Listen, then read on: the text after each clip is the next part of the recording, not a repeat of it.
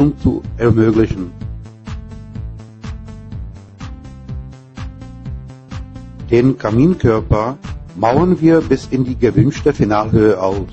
Die letzte Schicht der Wärmeisolierung muss voraus an ihrem Umfang so abgeschnitten werden, dass ihre obere Kante 5 cm unter der Ebene des letzten Kaminformsteins liegt.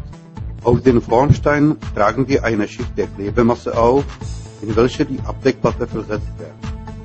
Diese muss so zentriert sein, dass zwischen der Schamotteeinlage und der Abdeckplatte eine auf allen Seiten gleiche Lücke bleibt. Auf die letzte Schamotteeinlage, die 9 cm über den letzten Kaminformstein herausragt, tragen wir die Fugenvergussmasse auf und versetzen den Kaminkragen oder Kaminhut. In den Kaminfuß unter das Auslaufrohr bringen wir ein Glas für das Kondensat an. Die Bleche auf dem Abdeckgitter schieben wir mäßig verspannt in den Kaminfuß ein. Auf das Türelement setzen wir die Kamintür an, mittels einer Wasserwaage richten wir die richtige Position aus und kennzeichnen die Stellen für die Bohrung der Dübel.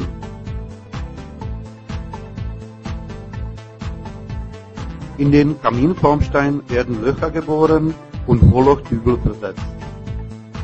Der Rahmen der Kamintür ist aufgrund seiner Konstruktion für direkte Montage auf den Kaminformstein geeignet. Das ermöglicht die Durchführung der Ausgangsrevision des Kaminkörpers noch vor der Ausführung der Verputze.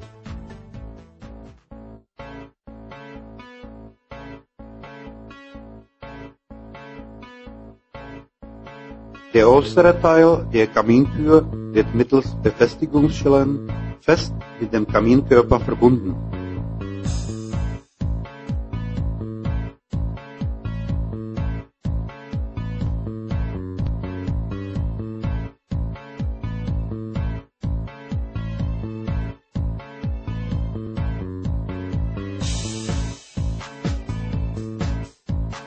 Die Türinnenseite ist mit einem Identifizierungsschild versehen, auf dem nach der Montagebeendigung sämtliche geforderte Angaben auszufüllen sind. Auf das Türelement wird der innere Isolierungsteil aufgehängt, welcher sich nach dem Abschließen der Tür fest an die Türöffnung des Schamotteteils andrückt.